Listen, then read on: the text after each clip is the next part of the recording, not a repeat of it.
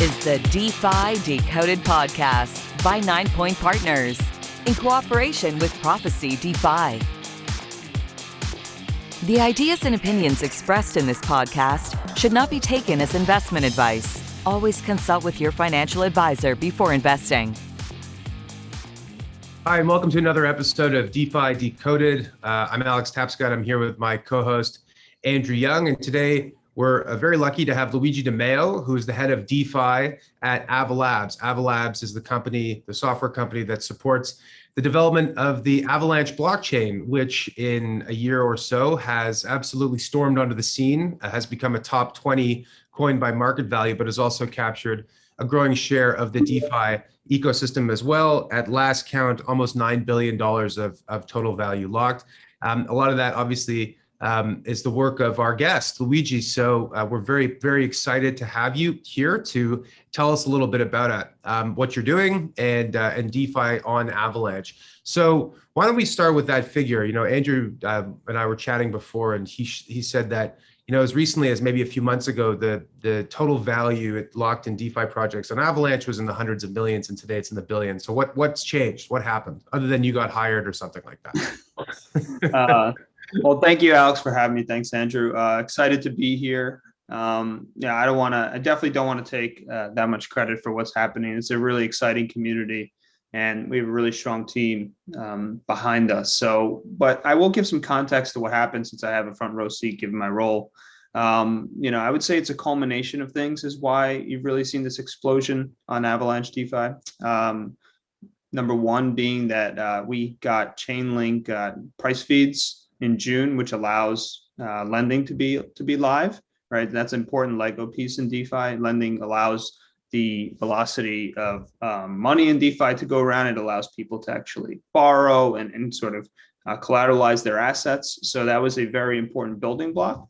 The second building block was the Avalanche bridge, which was deployed.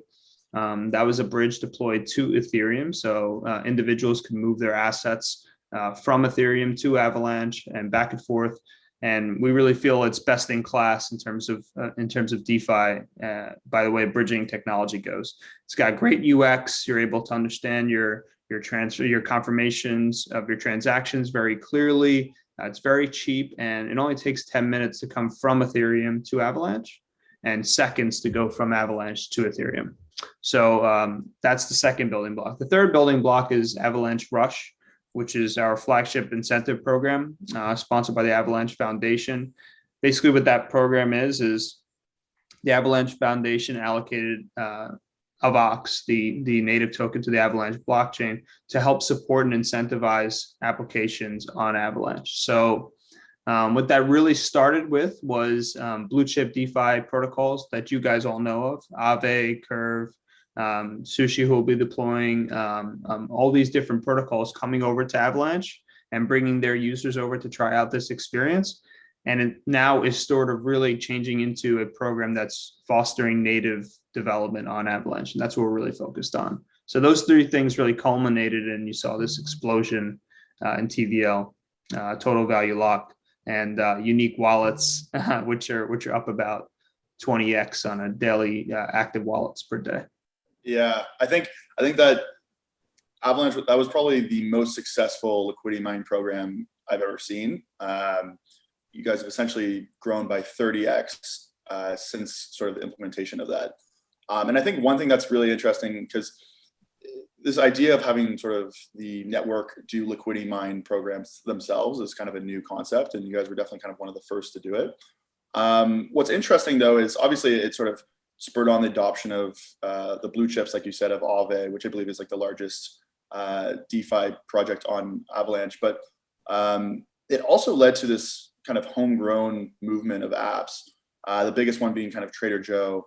Do you want to talk a little bit about sort of some of these native apps and sort of how they differ from, I guess, Ethereum versions? Yeah, for sure. I mean, I think that's really the most exciting part kind of what's going on about the Avalanche ecosystem, right? We want to be building our own community, and we want people to kind of foster that. So Trader Joe, as you mentioned, I think they're close to about 2 billion in total value locked at this point. doing almost $400 million in certain days in terms of volume on a DEX, which is pretty significant, top 5 indexes across all of DeFi, right behind, I think, Uniswap, SushiSwap, and PancakeSwap. So they are a strong team who I've been talking to since before they launched. They have, in my opinion, done the best in terms of UX across DeFi as DEXs go. And when I say DEX, I mean a decentralized exchange there. So just to be clear, they're doing a good job. They've also recently launched Banker Joe, which is an offering on their product, which involves lending as well as the AMM, or the automated market maker that they have. So those two products are actually working in tandem, and they're really starting to build this suite of DeFi products under the same user experience, which is really kind of special. We also have other native dApps which have deployed, like Banky, which is a lending platform as well. There is Pangolin, which is an automated market maker. We have YieldYak, which is an auto compounder. There are really a lot of dApps that are native and have been native on Avalanche. But what I'm really excited about as well is we kind of have this 3-month time period where it takes developers to like start the idea and build a dApp. And we're about 3 months since the launch of Avalanche Rush, or maybe like 2 months or so. So once that activity really started to gain traction, we got the eyes of some really talented developers who wanted to build native applications. And we're in discussions with them, and they're pretty close to deploying pretty soon. So I think you're going to see this explosion of native Avalanche dApps on Avalanche that are really unique. And that's what I'm excited about. One of the things that we've talked about on the podcast before is how a greater share of DeFi applications and TVL is migrating off of Ethereum to other platforms.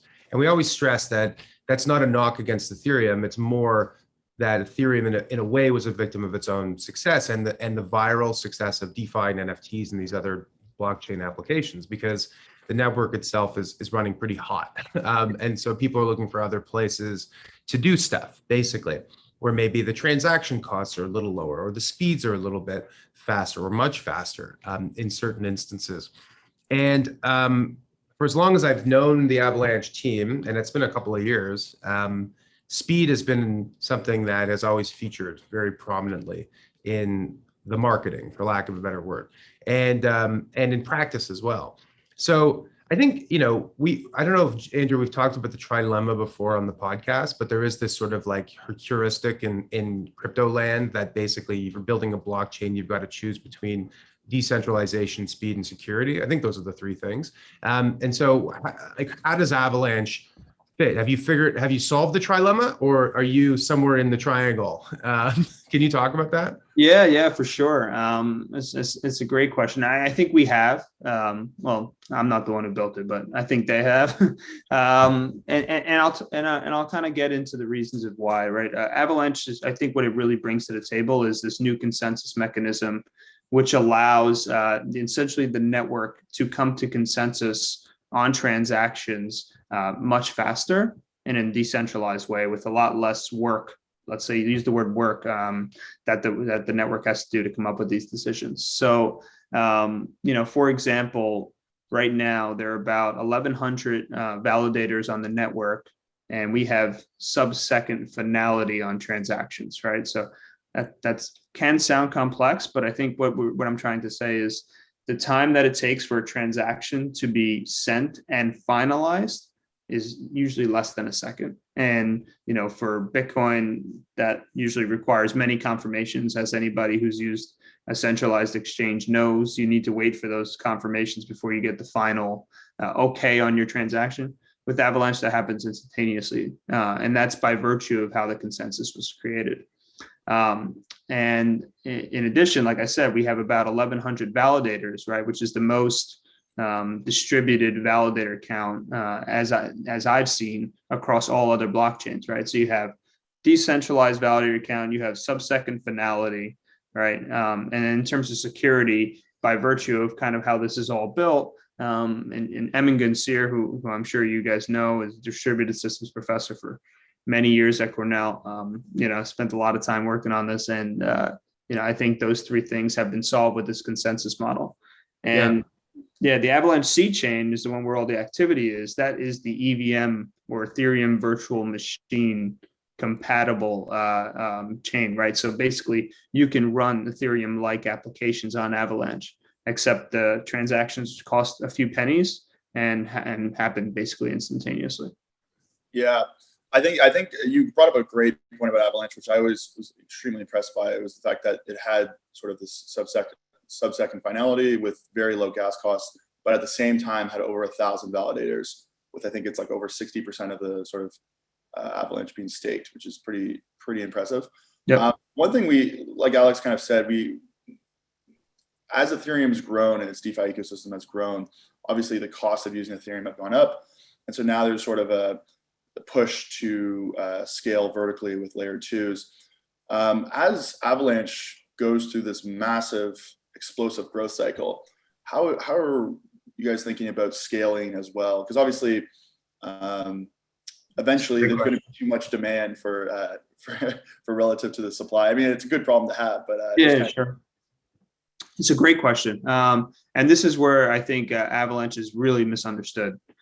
Because Avalanche's C chain, right, is just one chain of the network. Avalanche architecture actually allows for these things that are called subnets.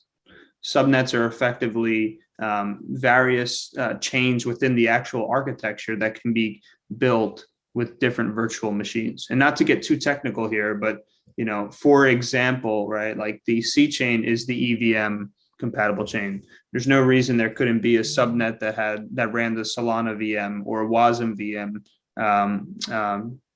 implementation as well, meaning you can run all these different blockchains on Avalanche using its consensus and getting leverage of this sub-second finality and decentralization, right? So we can scale horizontally across the network, and Ethereum is just not architected that way. I think that's just because maybe we had some of the ability to see, some of these previous chains and be able to build something from the ground up to be flexible for this type of design. So we'll be able to scale horizontally. So let's say the C chain achieves maximum throughput. There's no reason somebody couldn't fork the C chain and, have a second implementation to it. It keeps growing horizontally. So I don't know if it's layer 0 is the right terminology. I'm still thinking through that, but it's definitely a different layer than, a single chain. Awesome. I want to change the subject a little bit here, which is you're the director of DeFi at Ava Labs, but you were at Citibank for many years. And John Wu, who's the CEO of Ava Labs, I don't think he was ever my client, but he was a buy-sider for a very long time in the hedge fund world. Why have all of you veteran Wall Streeters decided to go work at Ava Labs? That's a good question. And you personally, what was I know you didn't go straight from Citi to Ava Labs, so I'm just trying to understand the evolution from the traditional world and leaping into this brave new world. For sure. It's a question I get a lot. Yes, I spent a good amount of time at Citigroup, held multiple different hats there, whether it was operational roles, mainly trading roles. So I sat on credit default swap desk, equity desks on the institutional basis. So always had a markets background and a finance background. And, I had a friend in 2015 who got me very involved in crypto and started thinking about Ethereum 2015, 2016, going to meetups. And I was quite fascinated. I had been introduced to Bitcoin in 2012 and started, I already had thought about that a little bit, but when I heard about smart contracts, I was kind of blown away. And so I started going every Ethereum meetup, conferences, and really getting entrenched with that ecosystem. I read your book. I think I actually listened to it on car drives back in the day. And, after that, I did a few things in the ecosystem. I actually went to co-found a dApp that I was building in 2017, which is called Proof. That was a dApp to solve misinformation online. What I quickly realized is the infrastructure for these types of things were not quite available at that time. We had no Uniswap. There wasn't really this Chainlink Oracle availability. So it was really hard to build. We had Shapeshift. And I would think that was pretty much it. It really helped me think through a lot of the problems that projects have to think through. And then I got very involved in DeFi when Compound came out. That's on a personal level, but also just via the relationships that I created within the Ethereum ecosystem for a long time. So when the opportunity arose to come here, I thought it was really exciting because I was super excited about Avalanche ever since the paper dropped, the consensus paper, and wanted to get involved. And I felt like they had the perfect UX for DeFi, and that all we needed to do is bring the right parties together, motivate them, excite them, and the right infrastructure pieces, and we could be where we are. And so that's kind of what we did. We built relationships to a lot of people, like Stani from Aave and Julian from Curve and all these guys. And, now we're trying to build a community. Yeah, one of the things that you mentioned, I know Andrew wants to jump in. I have one follow-up to an earlier point, which was about, and this it's related to this, which is in the traditional world of finance, we know that the settlement of and the way the business logic of transactions is actually really slow and antiquated, but the clearing component is actually instantaneous, right? So competitive advantage in equity trading is measured in like nanoseconds. So that's something that when I think about Solana and Avalanche and these other blockchains that prioritize the idea of speed, and you guys and everyone would say we can do it all, but I'm saying speed is clearly a differentiator, right? And so what I'd like to understand is what kinds of opportunities do you think traditional financial players see in the Avalanche DeFi ecosystem, and do you see them wanting to get more involved and that being a reason to do so? Yes, yes, and yes. And I think it's predominantly because of this subnet functionality that we're talking about, right? I don't see traditional financial institutions building key infrastructure pieces of their businesses on Ethereum or a large, single chain that's very expensive, that doesn't provide them any sort of flexibility, in terms of KYC and all these other, AML, all these other regulatory situations. But in terms of a subnet, you can actually create a permission subnet. So I like to use this example of like the CME, right? The CME, or the exchange, the Chicago Mercantile Exchange, they clear all OTC swaps there. And, right now, all that risk is housed into one place, right? It's all in the CME. We did this after Dodd-Frank because, I won't get into it, but it was really complicated structure before. Imagine if the CME was its own subnet and every bank was a validator of that CME. Rather than sitting in one place, you'd have a permission subnet that every bank was a part of and had to validate every single swap. That could be actually that you could use pseudonymous, technology to kind of make sure that each bank didn't know each other's trades.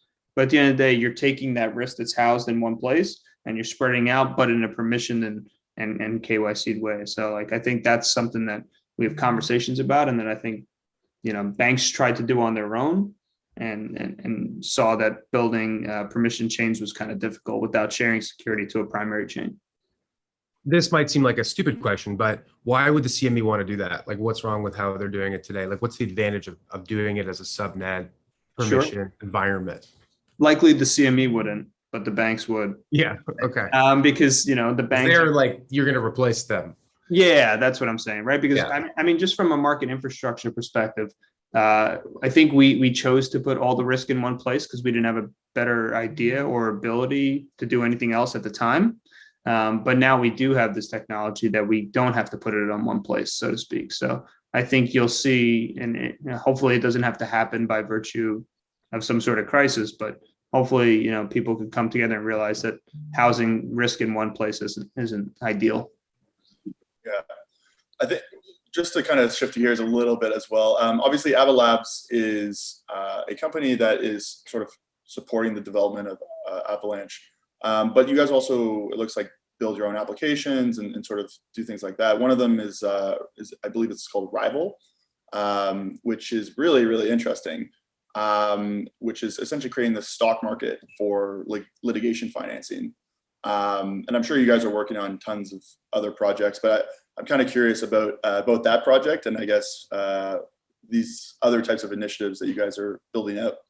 Yeah, I think, Ava Labs is really focused on building infrastructure for Avalanche as well, right? Like whether that's wallets or other things for the platform technology. But in terms of what you were mentioning, like I think you mentioned ILOs or initial litigation offerings, which is something that's going to come to Avalanche. I'm really excited about that, right? Like, that allows us to crowdfund, various litigation cases. So, somebody doesn't have the money to, front for a lawyer, and they're able to kind of raise money, so to speak, in a tokenized way. And people can effectively read about the case, understand whether or not they're willing to take the risk, and see if there's a damage award appropriate for them that can be distributed at the end. That's under development. But I think that could actually change. And there are other types of litigation financing that's around. I don't think there's tokenized ones yet, but I think that's a perfect tool for blockchain, right? That allows people to crowdfund and sort of band together to a common cause in a way, and seek damages, right, for things that were done against them. I think that's super exciting. But like I said, platform, infrastructure, all those things. I don't think we'll be doing, dApp development, so to speak. Like, there's just so many cool developers out there and that are moved so quick. I think that's probably better suited for the community to do. Yeah, I mean, we keep doing, not comparing, but talking about Ethereum, right? And with Sure. Ethereum, there was a company early on that helped kickstart the growth of the application ecosystem, Consensus Systems. But today, most of the big DeFi applications, I think, with the exception of, I guess, MetaMask, which isn't a DeFi application, but it is an asset that's critical to this whole thing. Have come from elsewhere, right? But in a way, everyone at Consensus, because they're committed to Ethereum, has benefited as a result. And I think that's, when I think about these blockchains, I think that's an important step, which is that you don't need Ava Labs for Avalanche to be successful. Like, Ethereum needed Consensus in the first probably year or so, 2 years, whatever, but it doesn't need Consensus anymore. And I think if you were a Consensus, you'd probably say that's a good thing, right? Because, it's like, let your baby leave the nest and, go off into the world or whatever it is. So this is how I think we'll sort of end it. Like, what stage is Avalanche at today? Like, is Ava Labs still the driving force behind, or is it the driving force? I shouldn't say still.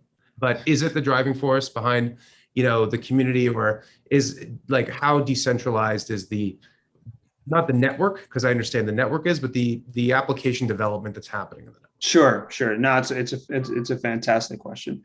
I would say that every day we become less necessary for the ecosystem, and I would say that at this point we're really not what's keeping it all together.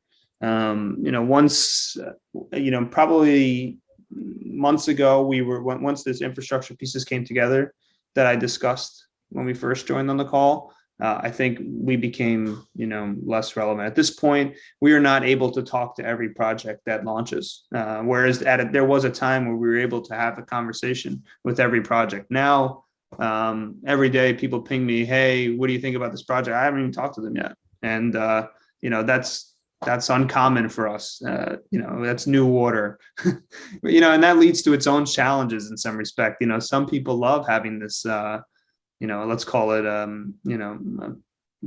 entity that's able to kind of do due diligence on projects and things like that. But I think that, most people who got into this space love decentralization, right? And, I'm, for one, would love to see us less and less involved in the ecosystem. And I think that'll continue to happen.